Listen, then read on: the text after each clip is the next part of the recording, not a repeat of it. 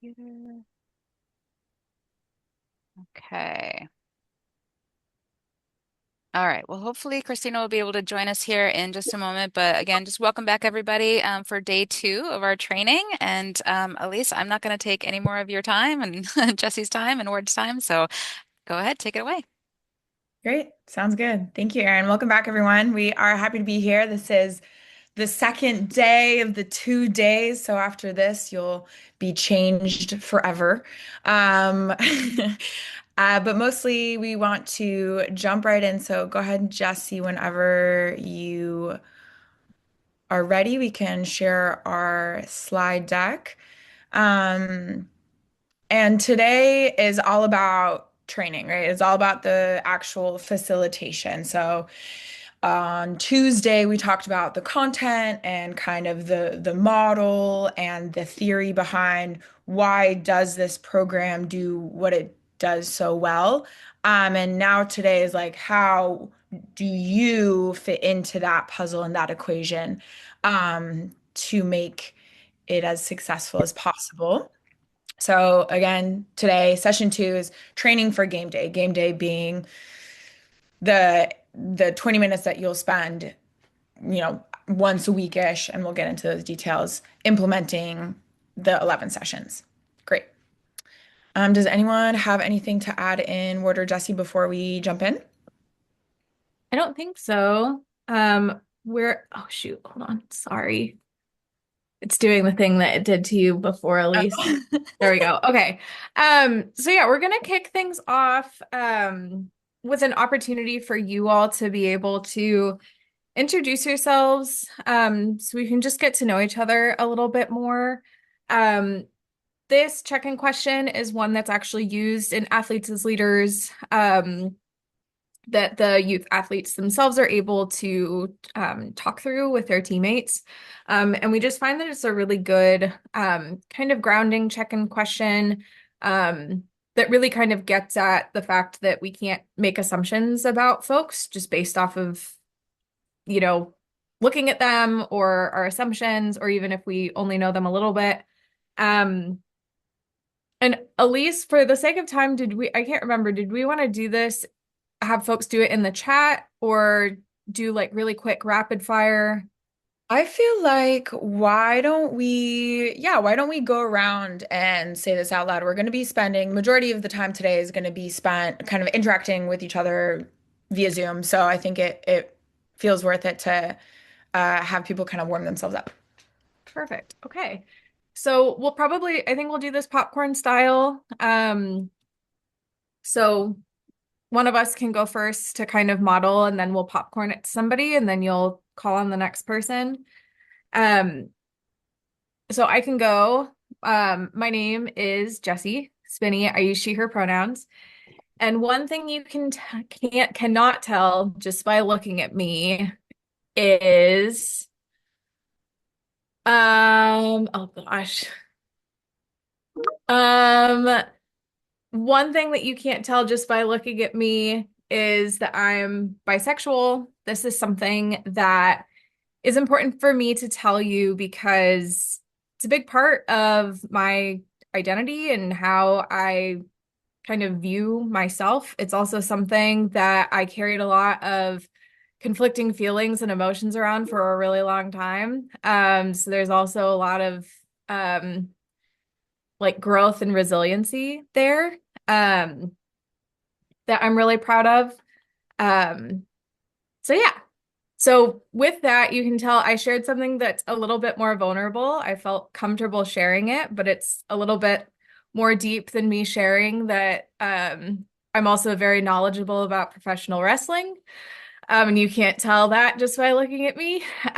So we do encourage folks to share something that feels both safe for you to share. We don't want you disclosing something that doesn't feel right now. But we also, maybe a little deeper than me liking pro wrestling.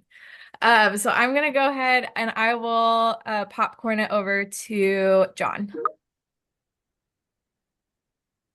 My name is John Sommer. I'm the athletic director and director of safety for South Whitby School District.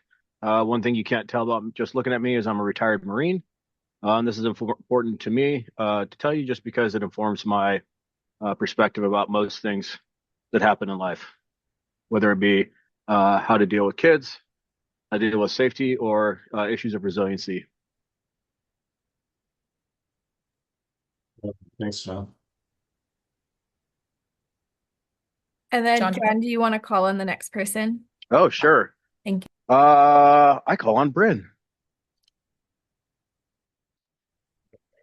John, you knew I was really hoping. I wasn't- Um, thank you. My name's Bryn, and I use she, her, he, him pronouns.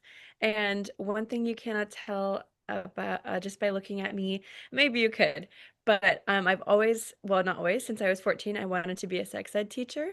And that's something that I am still like striving for and aiming for.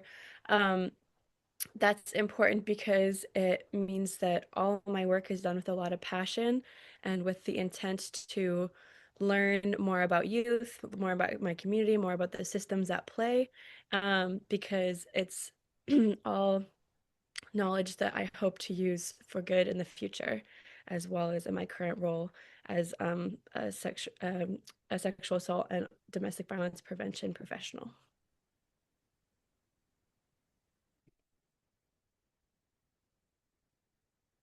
And I am gonna popcorn.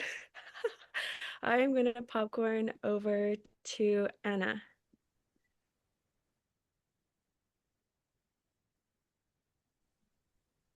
I am so sorry.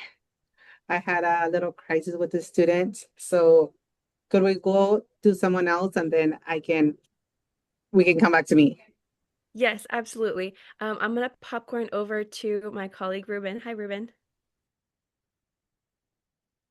Hi, sorry I'm late. Client stuff. Okay, so my name is Ruben and I use he, him pronouns. One thing you cannot tell just by looking at me is I'm so sorry, I did not read this prompt before I answered the question. Um, Gosh, I don't even know how to answer that question. Ruben, let me popcorn to somebody else. I'm having a Yes, hard time please. answering this call, but that was unfair of me to pick on you when you just joined. Let me popcorn Thank over to you. Sorry. who has really been here and probably prepared more for this than the. oh, Bryn, I think you muted. Oh, I'm popcorning over to you. To me? Okay, beautiful. My name is Elise. I use any and all pronouns. One thing you cannot tell just by looking at me is that I am an older sister. This is important for me to tell you because I think it shapes the way that I view not only the experiences that I've had, but also it encourages me to be for my actions to align with my intentions, to show what I believe is possible for my sister and for my family and for the people who look up to me. I will popcorn to Christina. Okay, hi. My name is Christina and I use she, her pronouns. One thing you cannot tell just by looking at me is I used to be a massage therapist. This is important for me to tell you because I think it really helped me to appreciate people of all sizes, kinds, things going on with their lives, bodies. You see it all. So anyway, I think it's helped me to be accepting in my life. And yeah, you never know what somebody's going through and you know what's happening in somebody's life. So don't judge a book by its cover. So that's helped me with that. And I will popcorn. I don't know who's gone, so because I was a little late too. John, did you go already? Yeah, okay. And I then can go now. okay, Anna, you want to go now? Okay. Yes. So my name is Anna and I use the pronouns she, her. So one thing you cannot tell just by looking at me is that I come from a big family. There's 6 girls, 7 with me and 1 boy. So it's a big family. And this is important for me to tell you because I'm very family oriented. And I connect very well with the population that I serve because some of the students that I work with, they come from big families as well, and family, they're very family oriented. You want to popcorn to someone else? I can, who hasn't gone? Ruben hasn't gone. I believe Susan has not gone. And Ruben, are you ready to go? Or maybe Susan? I can go. That's fine. Okay, so again, my name is Ruben. I use he, him pronouns. One thing you can't tell just by looking at me is I was in the military for 16 years. I know I definitely don't look like it because, I've aged beautifully. But I feel like that is important to say because I've had lots and lots of different experiences all over the world with different people. And like Christina said, you never really know what someone is going through, what they have experienced in their own life. And it has really kind of opened my eyes to working with different people of like different ethnicities, backgrounds, generations, like all kinds of different things, but also the struggles people kind of go through every day behind closed doors. And I just think that's really important in the work that I do and who I am as a person. So, yeah, nice to meet you all. Ruben, do you want to popcorn? I think we have Erin, Ward, and Susan are our last potential picks. I will popcorn over to Ward if he's ready. Sure. Thanks, Ruben. Glad you're here. My name's Ward. I use he and him pronouns. One thing you can't tell by looking at me is that I have 4 children and I'm raising my 6th. And this is important for me to tell you because it's where I've gotten some of the best education that I've ever been able to pick up anywhere, despite uh, having just paid off student loans. So it's like a great baptism by fire for learning how to do not only this work, but work with all sorts of human beings. And I'll popcorn it to Susan. My name is Susan, and I use she, her pronouns. One thing you cannot tell by looking at me is that I used to play semi-pro softball. So the first week in June, I'm indisposed because the College World Series is on at that time. So I'm busy. And I'll popcorn. Who's our last one? Erin. Erin. Yeah, thank you. Save the best for last. My name is Erin. I use she, her pronouns. One thing you cannot tell just by looking at me is I've been a licensed mental health counselor for, I think I'm in my 12th year now.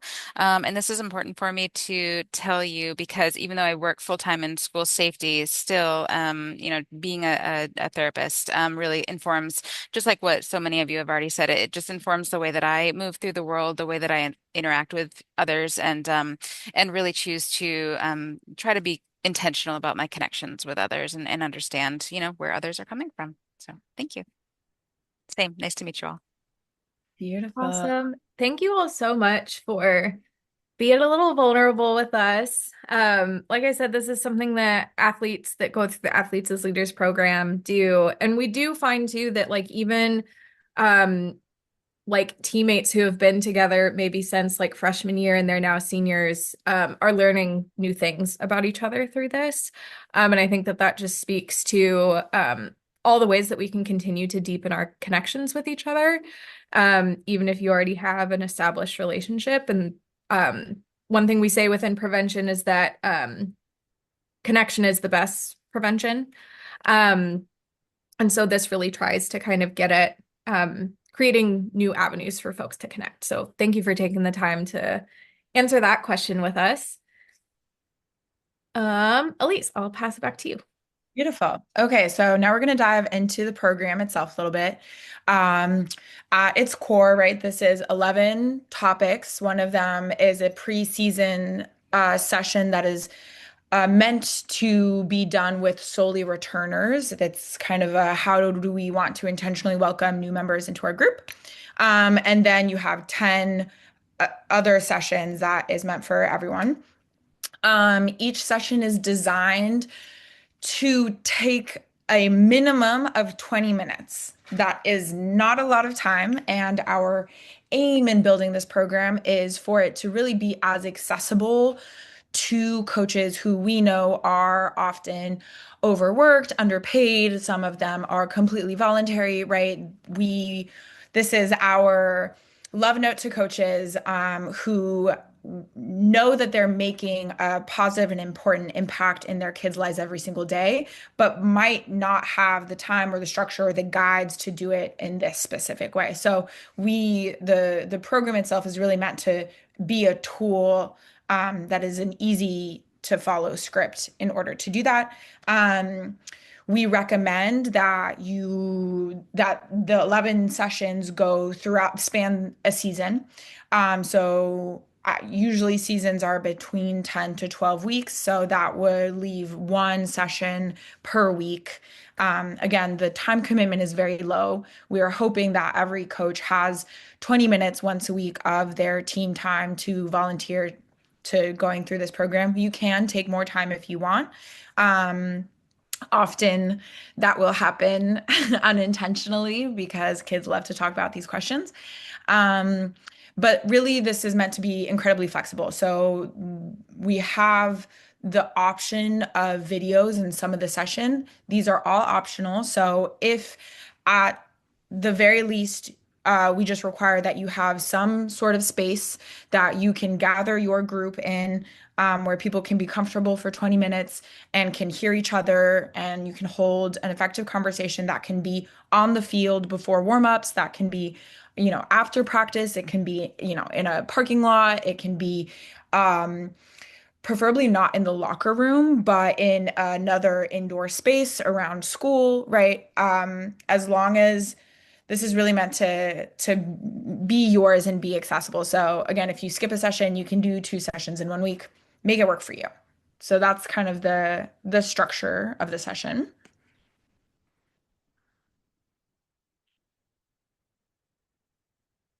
All right. So another really important part of kind of getting athletes as leaders up and running with your team is really being able to identify these key roles, and thinking through why these roles are really crucial to the success of this program. So up at the top, we have our mentors, right? And we really intentionally put both coach and folks that work in the domestic violence and or sexual assault field under the same umbrella as mentors, because we've found that this program is really successful when there is that connection between a coach and then a domestic violence or sexual assault professional, either an advocate or a preventionist, for a few different reasons. One, we acknowledge that these topics can feel kind of daunting and overwhelming. I always tell people, like, I have to remind myself that most people are not comfortable talking about domestic and sexual violence all day, even though I am. Most people aren't, and that's okay, right? These are vulnerable topics. They're oftentimes very personal, and it forces us to reckon with some of the ways that humans can be not great towards each other. And that's a hard thing to talk through because it also forces us to examine our own behaviors as well, and maybe also examine ways that we've been harmed.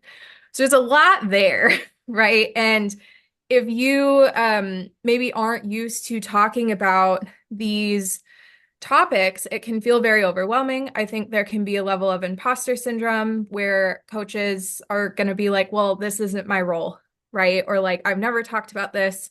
And we understand that, right? Like those feelings are completely valid and understandable. And we also don't want those feelings to be a barrier to implementing this program, because the reality is you don't need to be an expert to implement this programming. It's also helpful for your athletes to hear you say that this is new to you too, and that you also might have some difficult feelings talking about these things, because it frees up that opportunity for them to acknowledge the feelings that they might be having as well. And that's a good opportunity for you to model going outside your comfort zone, trying something new. But because of all of that, because of all those feelings that might come up around like not feeling like you're equipped to have these conversations, which again, I want to reiterate, you absolutely are. We also know that it can be helpful to have some support, right? And so that's where bringing in, someone like Bryn or Ruben from DVSAS, who are really well versed in being able to talk about these things, particularly with youth in really trauma-informed ways, can be a really, really good strategy, both for you as a coach or a youth service provider to feel like you're getting some extra support as well, that you're not alone, that you have a buddy to do this with, but it also connects youth to an additional supportive adult that can offer additional resources and support. It just expands their network of supportive adults, which is really crucial as well as a protective factor against violence. So we really do encourage folks who are interested in implementing this program, but are maybe feeling a little anxious, to reach out to your local domestic violence or sexual assault resource center, reach out to us, and we can help connect you to those folks. That way you don't feel like you're doing it alone, but again, it increases that network of support for the youth as well. So yeah, that's something that we really, really try and emphasize under the mentors category. Mentors can also be considered kind of moving down into the athletes section. If you have returning athletes who have maybe done athletes as leaders in a previous season, they can also be mentors. They can help co-facilitate. That provides a good leadership role for them, as well as a good peer-to-peer model, which is something that's really successful within prevention.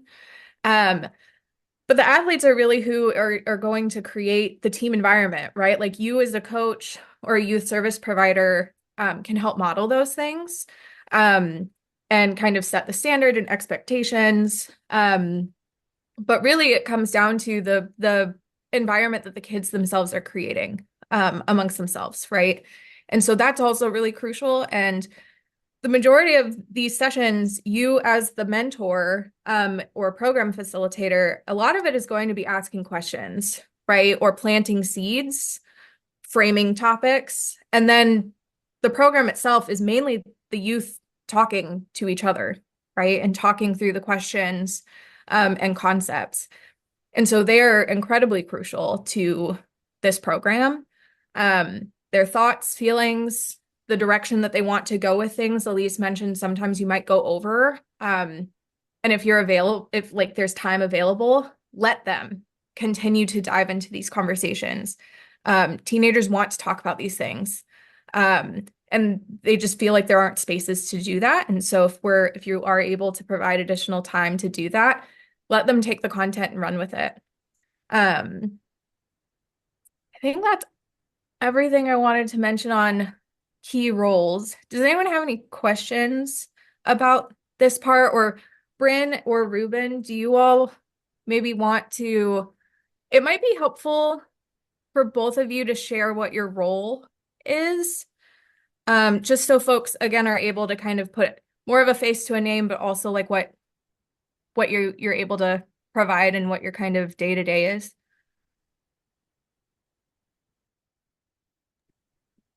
So my name is Bryn. We both work at SCADV Domestic Violence and Sexual Assault Services in very similar roles. We, do similar things, going out to schools and doing workshops with, middle schoolers and high schoolers.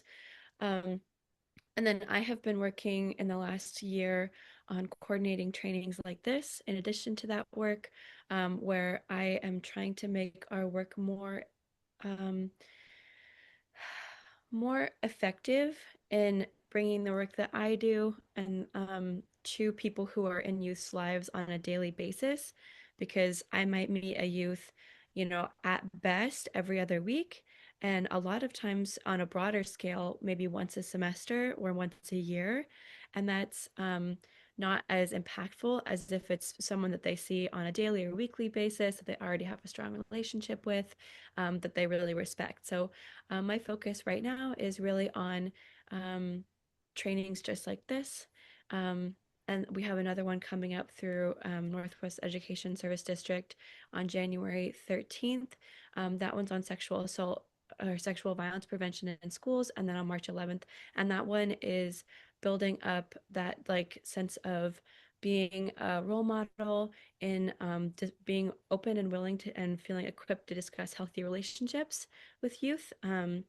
And be someone in their life who's willing to have those conversations and weaving that into your role and whatever your schoolwork is, as well as intervening when we are seeing that youth are displaying unhealthy attitudes or beliefs about relationships that we're concerned that they're perpetuating amongst their peers or that they're inflicting amongst their peers.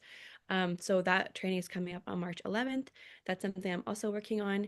And just in terms of athletes as leaders, something that I could bring to the table if you're looking for support with it is sometimes we feel really like, okay, I've gone through the material, I know how to present it. And then sometimes in the moment, a kid or a teen can bring something to the table that you're not sure really aligns with the message that you're trying to get out there. You want to respect their opinion and not shut them down because you want to be having a space where people can feel open and comfortable sharing, but you want to take that idea and address it in a way that shows what your values are or what the values of the curriculum are, and have it be like a teachable moment. Because a lot of us, especially when I was, early on in my role, I would sort of freeze up, not wanting to shut that kid down, and I would allow for harmful beliefs to walk through the space and give that almost credibility by doing so. So I can be a good helping hand if you're running this session and you want a little bit of support in that area of how to address whatever happens to show up in this space in a healthy way. Lovely. That's a very concise and full picture. Yeah, Ward, did you have something to say? I was just going to say that can be an invaluable resource, and to be able to also be prepared for both um, surprising things that might show up in the space as well as silence that could and probably will, at least initially, be there. And so preparing for that in advance and just kind of getting comfortable with that. The discomfort that will be in the room initially, just because of the vulnerable nature of these conversations, as Jessie mentioned.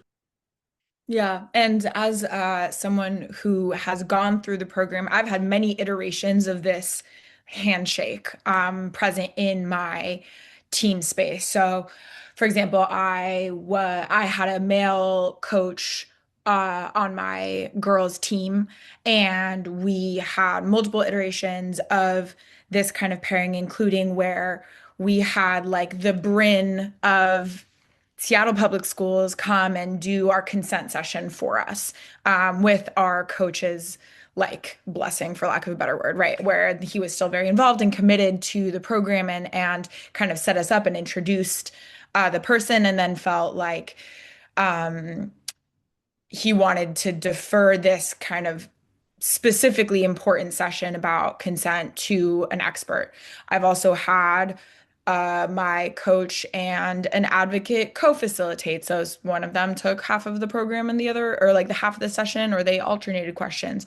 I've also had my coach present on all the sessions, and I know for a fact like they would communicate outside the session about either certain questions or comments that were made, or even there was situations in which my coach was like, someone, one of my kids brought this to me, I don't know what to do about it, or like, what is the proper way to move forward with this type of information. So this kind of like handshake collaboration can look like a lot of different things, and I just encourage you all to kind of like figure out what is the right fit for you, your team, your community, and your relationship with the advocate or preventionist of your community.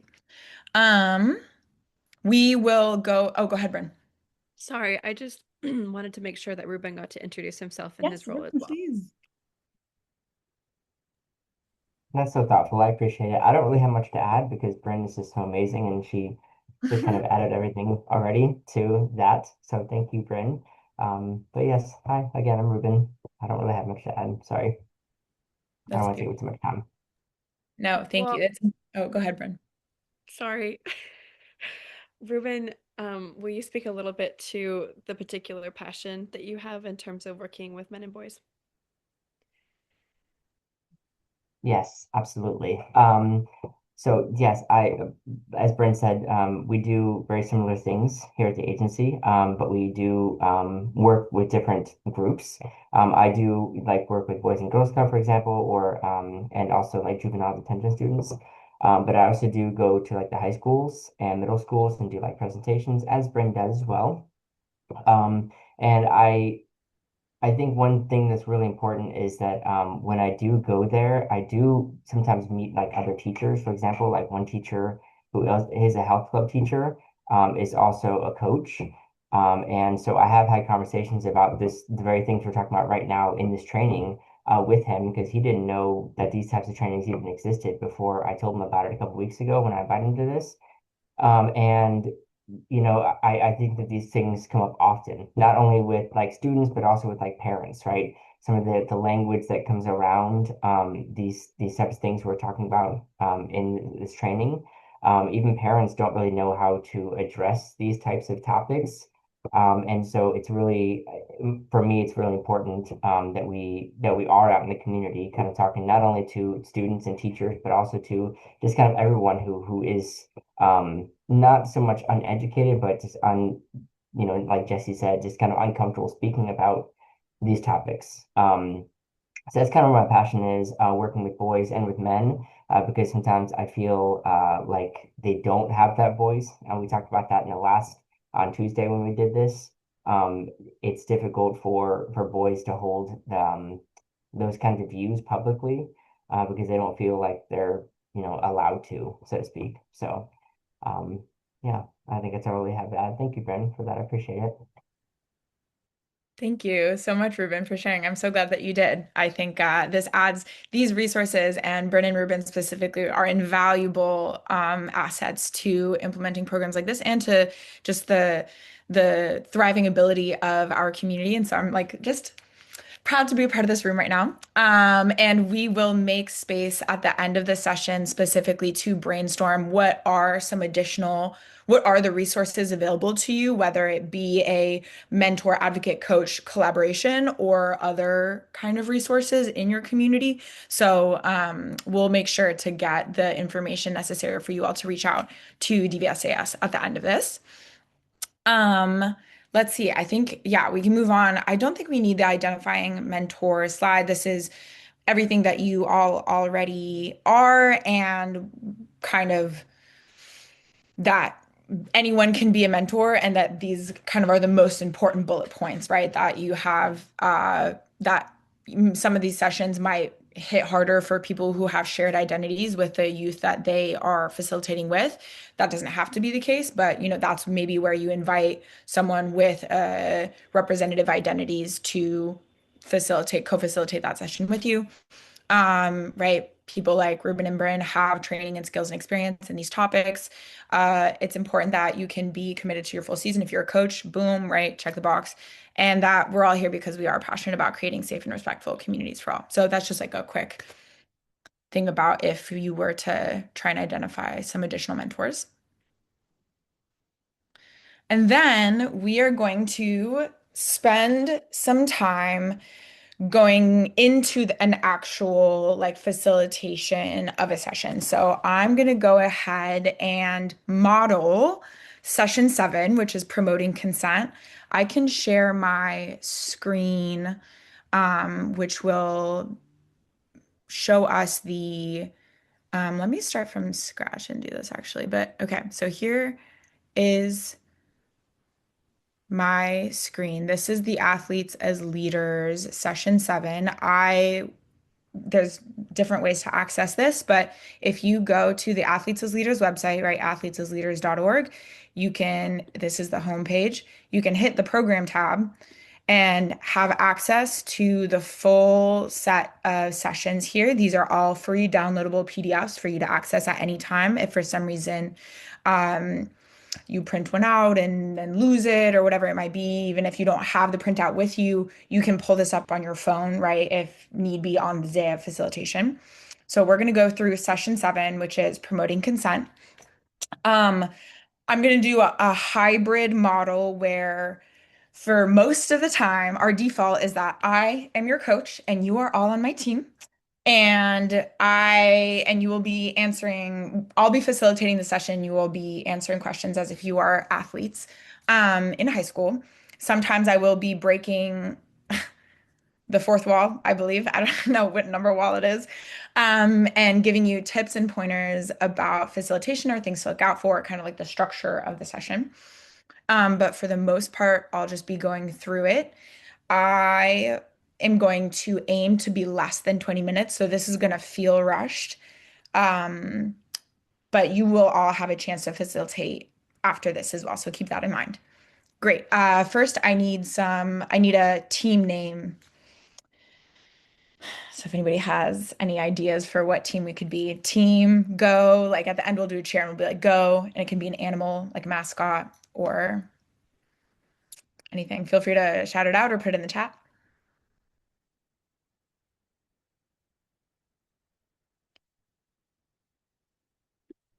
Does Skagit area have like a mascot? Oh my goodness, fearsome squid. The we're gonna we'll do the starry squids. How about that? The starry squids. Okay, beautiful. Okay, here we go. Welcome to practice, Starry Squids. Today we are Thursday, so that means it's Athletes as Leaders Day. We're going to take the first 20 minutes before practice and go through session 7. Break the fourth wall. This is the blue box, which is not a part of this. It's the prep before the session. So ideally, I would have brought my little paper that we had filled out in session 1, which is our group agreements, which we did in our actual session 1 on Tuesday. We'll do a virtual ball to throw around. I would have researched my state, right, Washington's laws related to sexual assault and age of consent. And then I would also have researched local resources in my community, including school counselors, and other resources like DVSAS, and have them posted somewhere in the room that I can refer back to. This is the optional video. I'm not going to show it because we don't have those kind of resources here at the Starry Squid community. And I would review the key messages for this session, which are consent is important in everyday life. Practicing consent can prevent harm, and practicing consent shows care and concern for another person. These are for me to know that as a anchor for if a conversation goes in a direction where I don't really want it to, or I don't know what to do, I can always come back to these key messages, right? Consent is important. Practicing consent can prevent harm, and practicing consent shows care and concern. Okay, fourth wall, back up. Welcome. Last session, we talked about ending rumor spreading and shaming. Today, we're going to talk about promoting consent. We will also discuss some sensitive topics, including sexual assault. So please take care of yourself in any way you need. We are not going to be sharing any personal experiences. That being said, if you or anyone you know needs support, here are the community resources that I've put up on the board. You can also talk to someone you trust, like a parent, teacher, counselor, coach, or friend. I am always here as a support as well. Please remember that if you report abuse or assault to someone who works at the school, they will legally have to report it because they are mandated reporters. Keep this in mind when we think of what options are best for you.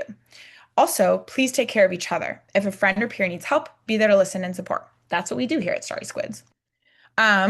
Now, consent generally means agreement, right? Practicing consent can look like 3 things. 1, asking for consent to do something.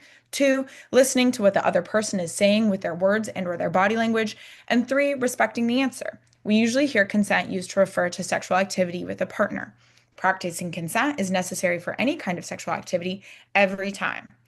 Before people engage in sexual activity, it's necessary to make sure that their partner is able to make an informed decision.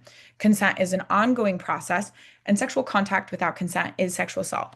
We're going to go into this more in the session. But consent doesn't only apply to sexual activity, right? Consent is important in everyday life, and you can ask for consent before posting a picture of someone online, sharing personal information about someone, or even giving someone a hug. These are just ways that we show care and concern for other people and our teammates. Beautiful. We are now going into the workout.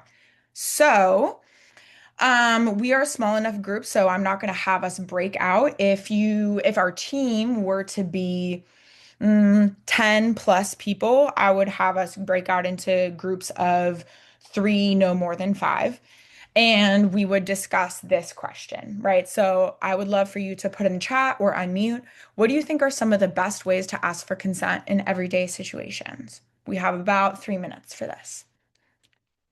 Yeah, what do we think are some of the best ways to ask for consent in everyday situations?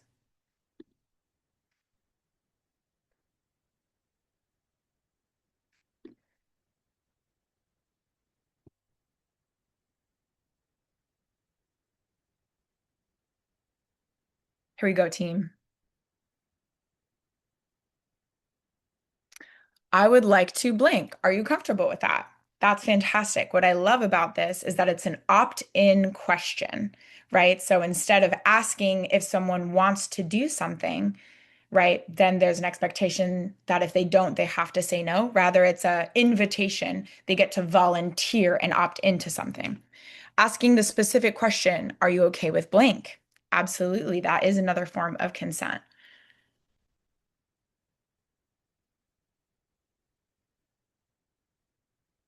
We can also do some specific everyday situations, right? What are ways that we ask for consent every single day, whether we might even know it or not?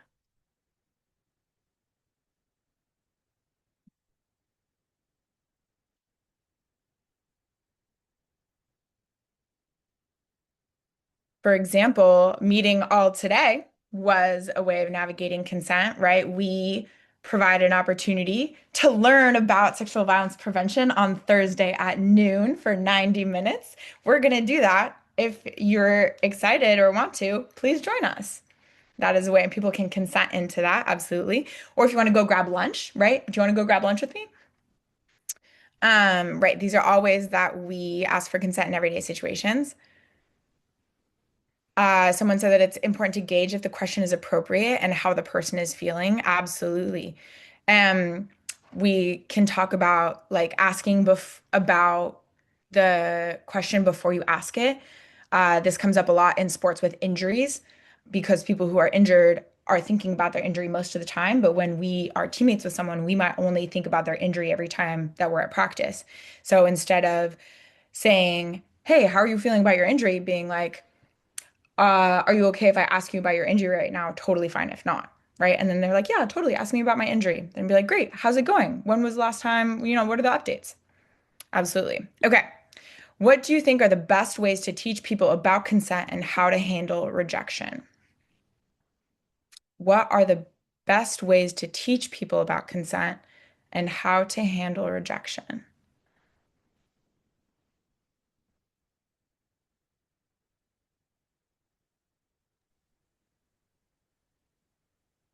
Maybe like setting up expectations or what you're kind of looking for in the relationship ahead of time, instead of waiting for the moment, when consent is really crucial to you and your boundaries. Yeah, right. Having a set of expectations, which is part of what we're doing through Athletes as Leaders here for Starry Squids. We know what our values are as a team. And so when someone steps outside of those values, we can always bring them back in, and it makes it easier for us to tell them, no, thank you. That's not a part of what we value here. Yeah, don't take it personal if someone says no. We can always say, thank you for your honesty. Um, we can describe situations where people need to give consent and what people's answers can be. Yeah, right. If someone had a hard time dealing with rejection in a specific situation, we can remind them of all the different ways that people are navigating and saying no, right? This is just a part of how we communicate our preferences. And that it doesn't have to be personal, and it might not have anything to do with you. If I ask Jessie out to lunch and she says no, I might take that personally, but maybe she already ate lunch. Maybe she has a lot of work to do. Maybe she really needs to take a nap, right? These are all reasons why Jessie might answer the way she did that have nothing to do with our friendship. Absolutely. Beautiful. Okay. Thank you all for sharing those. Um, I'm going to share a few things that we didn't cover already that are important to talk about when talking about consent. First and foremost, that a person should always talk with their partner and ask them for consent before doing anything sexual, right? Consent is important for lots of other situations too, like posting a picture, asking someone to lunch, right? If two people are in a relationship, both people should be checking to make sure their partner is comfortable. Being in a relationship does not automatically mean there is consent.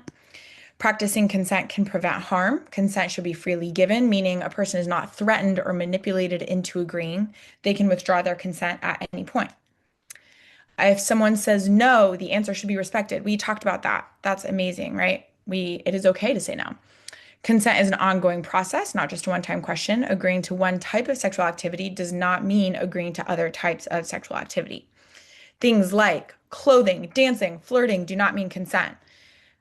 Consent is also good practice. In some cases, it is also the law. We have some examples. For example, in Washington state, right, having sex with someone who did not give consent is rape. A person cannot have sexual contact with someone who is physically or mentally incapacitated. And similarly, sexual contact is illegal when there's a large difference in power, or someone is abusing a position of power. That being said, it's important to know that women and girls, LGBTQ plus folks, people with disabilities, and certain racial groups experience sexual assault at higher rates, which is related to oppression, which we discussed in an earlier session. And although certain populations experience sexual assault at higher rates than others, it's important to know that anyone can be assaulted, including men and boys. And in the case of sexual assault, the responsibility is on the person who pursued sexual contact with a person who did not or could not consent. In other words, sexual assault is never the victim's fault.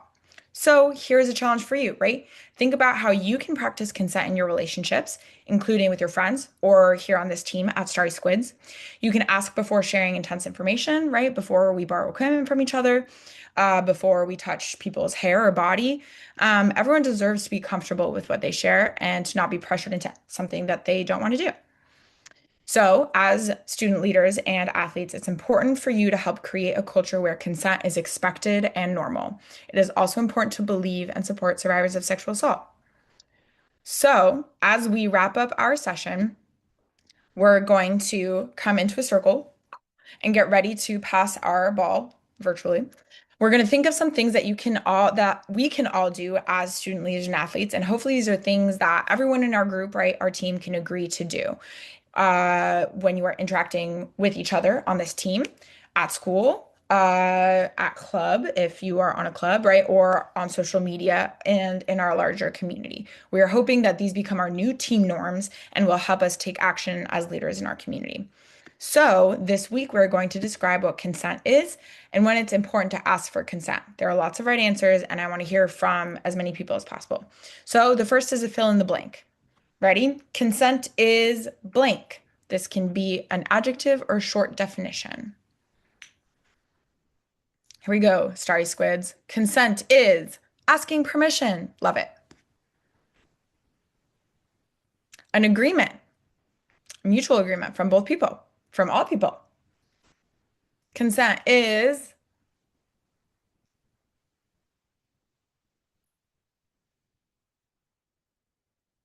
mutual respect. Absolutely. This is how we show care and concern for each other.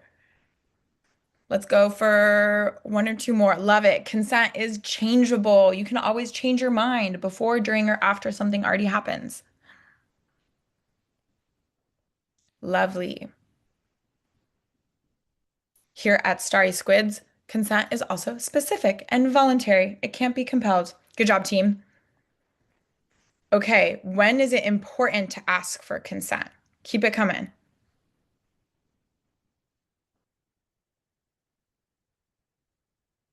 Right? When is it important to ask for consent? Always. Love it.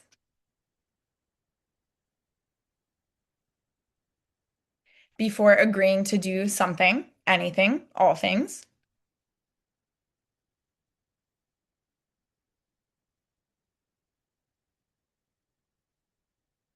Consent is important anytime our actions may impact another person or their space. Something that comes up a lot that I've noticed on this team and in other teams is around snacks. People often put their hand in the chip bag and then ask if it's okay to have a chip. But if your hand's already in the bag, is it really a choice, right? So we're always going to ask each other here on Sorry Squids if it's okay to have a chip and a snack before you go and take one. And then if someone gives you a snack today at practice, doesn't mean that they're okay with you taking all their snacks later on. 100%. Okay, last one. How can a person show respect to a partner who sets a boundary or says no?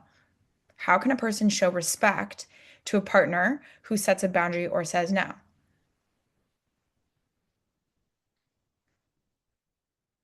Or even a teammate. If you ask me for a chip and I said, "No, actually, I don't really want to share my snacks with you today."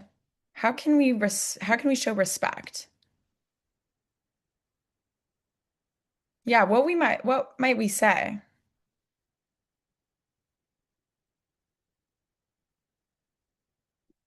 Yeah, we want to respect it, right? We want to honor their specific boundaries or parameters.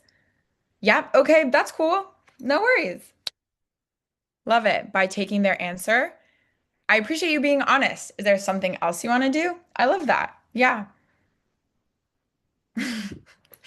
If Jessie wants some of my snacks and I say no, she can always be like, "That's great. Do you have anything else that I can eat?" Maybe some of that juice. Don't get mad or take it personal. Right. Maybe I'm just really hungry. And these snacks I was really excited for, and my mom packed them for me extra special. Love it. Perfect. Beautiful. Okay. Um, a reminder to take care of yourselves after this session. These resources are always available to you. We've partnered with our awesome teammates, Bryn and Ruben, who are also always here to answer any questions with you guys. So thank you for your ideas and sensitivity to this topic. Let's help promote a culture where consent is expected and respected. As student leaders, it's important to reach out and support anyone who needs it. It's time for break or for us to get to practice. Okay, warm ups start in 5. Okay, we're all gonna unmute and say starry squids on 3. Ready? 1, 2, 3. Starry Sorry, squids. Squid. Squids. So cute. Okay, fantastic. So as you can tell, that was, I believe that was just under 20 minutes.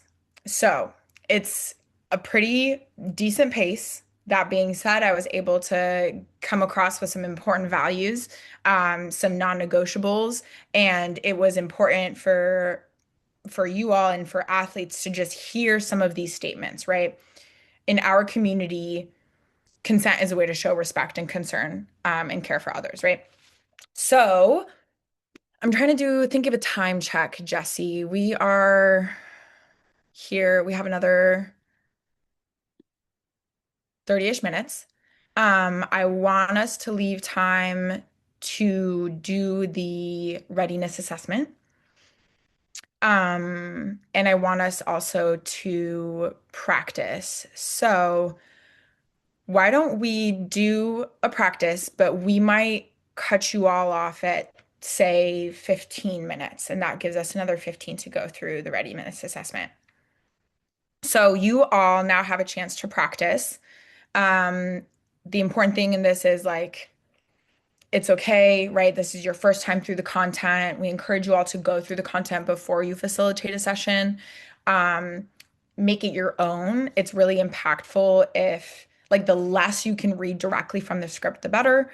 The more energy you can add into it, the better. The more authentic it feels, the better, right? So obviously the way that I run the session might be very different from how Susan runs the session or how John might run the session.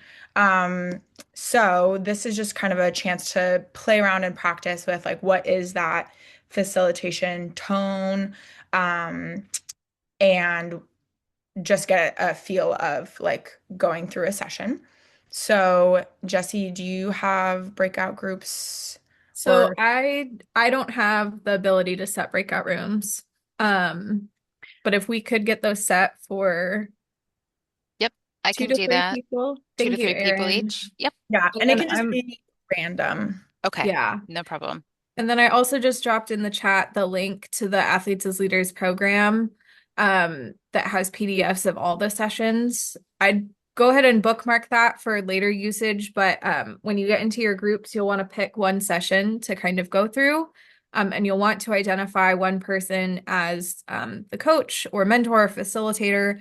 And then the remaining folks in the room will be the team, the athletes. And yeah, we'll have folks go until about 12:10. So that's about 13 minutes, which should give you enough time to get at least a feel, like Elise said, for the facilitation. But we do want to make sure we bring folks back in time to go over the readiness assessment. So, Any okay. questions? So you said 13 minutes, Jessie? Yeah, For I think setting up the that'll be rooms? good. Bring Perfect. folks back around 12:10. Okay. Any questions from folks? Pick whatever session you feel most intrigued by. Alrighty, here we go. Fantastic. I would love to know how that went for people, but I think we're gonna, for the sake of time, power through and get your feedback in our kind of readiness brainstorm. So I will put the link in the chat, and Jessie will also share our slide deck so you can access this. It's just like a Google form. And this is we will work through this kind of together. We would love for you all to kind of answer based off of your specific community. So if you can't access the form, there should be the QR code that you can scan. It might be easier to do on your computers than on your phones. So please let us know if, does everyone have that kind of readiness brainstorm pulled up?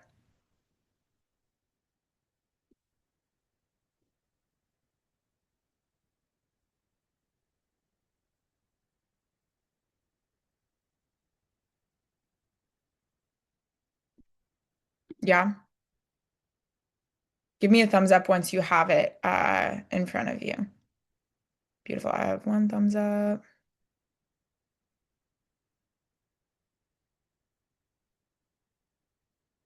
Yeah, great. That's perfect. If you're having technical difficulties, feel free to send a chat in the group or to one of us individually. I'm going to go ahead and start working through this. Right. So this is really meant to be a tool to start thinking about your community and kind of where y'all at. And if this is if your community is ready for this program today, if there are things that we need to kind of implement beforehand, or how might that feel for you? So we're collecting emails simply so you can have this sent back to you. So a copy of your response will be sent to you. So this again is meant to be, oh no, why are these questions not going through? Oh, interesting. Okay, well, oh, is Are we this supposed to have access to the assessment so we can answer, or like we can make a copy of it? So let me double check on the link that was okay. This is the responder link because I think Elise, we access the QR code, and the link that was dropped is the link for us to edit, not for people to respond. So go ahead and click the link that I just dropped, folks, and that should lead you to the actual survey that you're able to fill out. And then I'll go. Okay, perfect. Those are gone. Okay. If someone could click on that link and confirm to me that it leads to, okay, perfect. Yeah, fill that one. It does. The first 6 questions are still missing. Oh, But that's it's no longer fine. it's no longer the one where I can see all the responses. Okay, great. Okay, good. I just had that too, John, and I just clicked refresh at the top of my screen. And so I think that, yeah, that they must have deleted yeah. Beautiful. Okay, now we're on track. Sorry about that, everyone. Beautiful. So this is for you all to kind of go through And on a scale of 1 to 5, kind of have a self-assessment of your team, right? Everyone, athletes on my team understand that everyone is valuable, deserving of mutual respect, and important to our team's success. You can go through and assess that. Um, Receptivity to the program on your team. Um, how might other teams in your community, right? Other athletes in your community believe that everyone is valuable and deserving of mutual respects. Um, Questions about parents, right? Parents can be a potential barrier to this. How supportive may they be or not be of this program? Is that something you have to kind of account for? Including admin, right? Do the administrators at your school or community, would they support this program or potentially, right, block this program? Um, for athletes on your team, what are the particular challenges they may face, right? More than one. Um, and then like a small self-assessment, right? I feel I can explain what athletes as leaders is and how it will benefit my team or community. That I can explain this to someone who's learning about athletes as leaders for the first time.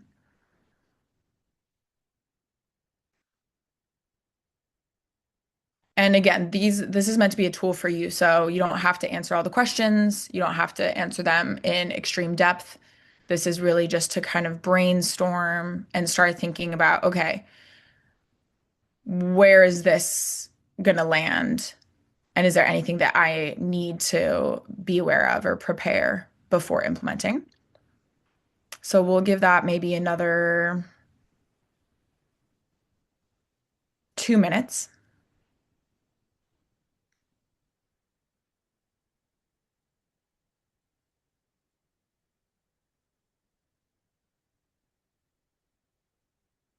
And then in at 12:20, or sorry, is that I'm on East Coast time. At 1:20, is that where we're at? Um, we'll move on to section 2. Susan, what do you mean by select your, oh, like at all? Did you um access the form through the chat? Yeah, I clicked on the chat, opened the link, and then Huh. it came up. I can move it. I can run Like through it, but scroll, I couldn't actually input anything? select anything. Yeah. Huh. Will you And then try? I tried clicking, excuse me? Go ahead. I tried selecting something and then it gave me a different rating scale.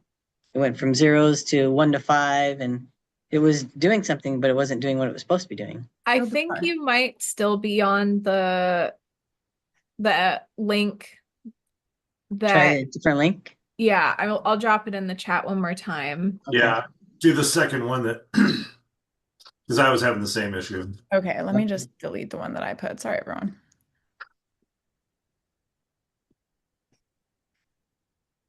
Okay. Yeah, I would use that link that I just dropped. Okay, thanks. Sorry about that. That's my fault. Do you have experience? Are some of the schools that are using the same opt-out form um, as we use for sex ed for athletes that may not want to participate in discussions of sexual assault and violence? Yeah, I think what typically there would be a parent letter, parent notification letter that would go out before the start of the season that would indicate what your plan and then provide an opt-out option for them.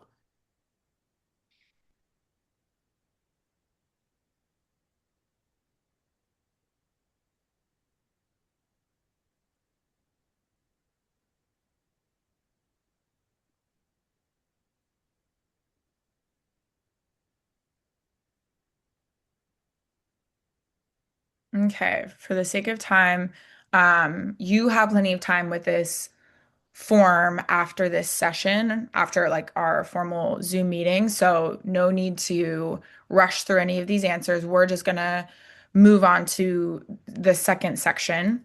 So I will go ahead and share my screen. and we can walk through the second section together. And then after this session, you can always come back to section 1 if you want to spend some more time with it. And you all will also, we have the setting enabled where your responses will be emailed to you once you hit submit, once you're done with section 2. So moving on to at the bottom left corner is next. And this is section 2, which is just like a step-by-step implementation plan. So we want to kind of just use this time together to think about what is this going to look like on the first day of implementation, right? So here I'm going to fill this out as if we were the Starry Squids team. So right, what team do you plan on implementing with? This could be one specific team. This could be all fall sports. This could be an age group, right? What's kind of your directed audience? What date do you plan on starting? So keep in mind alignment with your sports season. If you plan on facilitating for a winter sports team, that might align with the first day of winter season. All right, so you can look at the little calendar. How often do you plan on facilitating sessions, right? Is it once a week, Mondays at the start of practice from 5 to 5:20? Is it Thursdays? Are you going to do 2 sessions a week? How long is your season, right? Where are some good places that you can facilitate a session? Right. The things to keep in mind here are somewhere that has limited distractions, quiet enough that you can have a conversation with you and the full size of your team, that people will be comfortable for 20 to 30 minutes. Examples include, right, like on the soccer field before practice. I did this in the theater room after school from, I think it was like 3:50 to whatever it would be, 4:10. Right. These are just ways to kind of brainstorm some options. And then here is the highlight of kind of this section is what are some community advocacy groups or what is the support and resources available to you all? Right. So for you all, you have DVSAS. Bryn and Ruben, will you put the contact information that is best for people to access if they want to get in contact with you about collaborating around athletes as leaders?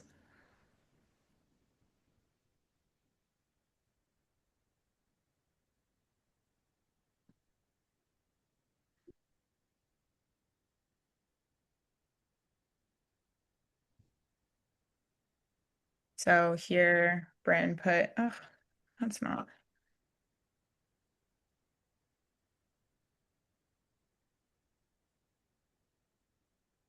Right, so you have Bryn and Ruben's emails as direct contacts and supports for you.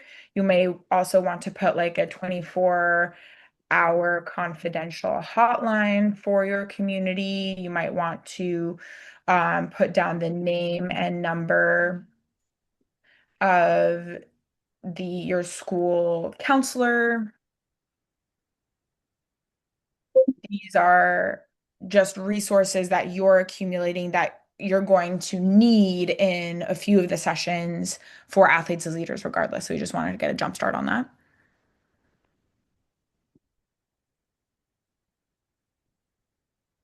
And then the next step is to prepare, right? So you're either going to save or print all of your necessary materials. That's something else to think about.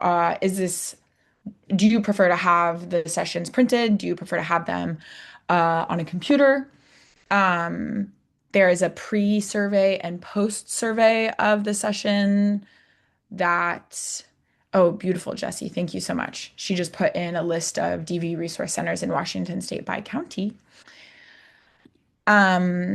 To make sure you have everything you need, you can look at those blue boxes in the front of each session. definitely before you do it, right? At least like the day before you do it, but now or before you start the program is a great place to begin. And then, right, what are any of the missing resources, tools, or anxieties that might be barriers to implementing athletes as leaders on your chosen day? We are always here to help you. Um, I'm going to stop sharing. You can feel free to submit if you feel like you got what you needed from that tool. Again, a copy will be emailed to you. But in our last few minutes, Ward and Jesse, do you have anything else you want to add before we take any questions? I don't think so. I put a note in the chat earlier about that John brought up the fact there's some of these that would be non-starters with some of the folks, and like using the term oppression would have folks go offline. So other terms that you can use that you can adapt that still remain in fidelity to the lesson and the curriculum, but like where you're saying you're just reducing barriers basically for people to be able to actually engage. And so rather than using the term oppression or privilege, saying folks with status, folks without status, right? People that are the in and out, who determines in and out, and then those of us that are in, those of us that enjoy status, what comes with that, right? Yeah. Yeah. And I would just say, if you go through this readiness brainstorm and you feel like there are significant barriers to implementing athletes as leaders, that you don't know how to navigate or not sure, want to make sure that you're using the right language, please reach out to us. That's part of the work that we do is helping adapt the program to the community's specific needs and or accessibility kind of requirements. Yeah, the only other thing that I'll add to so yeah, I put the list by county of DV resource centers. If you also need help, like if you're also wanting to connect with your local sexual assault resource center, please reach out. That list is kind of hard to find right now. And I can't seem to attach it to the chat. So if you need help getting connected, chances are Ward and I are also going to have contacts at whatever agency is closest to you, so we can do an actual direct handoff. So yeah, please let us know if you need help getting connected with an additional mentor that works in the DV or SA field, and we can definitely help with that. The last thing that we have today is one last ask for all of you. Please, please, please, please fill out this survey. It is incredibly important to us as your TeamUp Washington faculty that we are getting consistent and ongoing feedback on the content and the facilitation around this training. So please provide us with your honest feedback. It's really, really invaluable and important to us. We're also in the process of doing some really intentional data collection as well. So please, please, please fill this out. I know it can be annoying, but it takes like 2 minutes. So please do us a solid and fill that out. And then we'll also put our emails in the chat once again. Please feel free to reach out to any of us with any questions that you have about athletes as leaders, or also if you have just general questions around supporting youth in regards to domestic violence and sexual assault as well. We're here to provide support around that as well. But thank you all so much for spending 2 90-minute sessions with us. We know that December is incredibly, incredibly hectic and busy. So just really appreciate you all for taking the time to invest in learning about this program. And we'd also love to stay in touch. If you are able to get the okay to implement this program in your school, please email us and let us know that. We're trying to start tracking who's doing what where. So yeah, let us know what your plans are. Yeah. Thank you all. Good job, everyone. Thank you. Have a wonderful rest of your evenings, or your afternoons. And we're excited. We're excited for where everybody can take this. Yeah. Again, Thanks, all. Thanks everybody so much for being here. Elise and Ward and Jessie, thank you so much for sharing all of this and helping us to, become better mentors for our kids. I really appreciate it. For those of you in school districts and on teams, we are hoping to repeat this training in the spring. So if you know of some folks who would be interested in participating, watch for that information from us at the ESD, and I'll send out those dates for you. So Yeah, for you too, Anna. If you know, I think Erin's going to be coordinating with the DSD and in Tri-Cities area, so stay tuned for that too.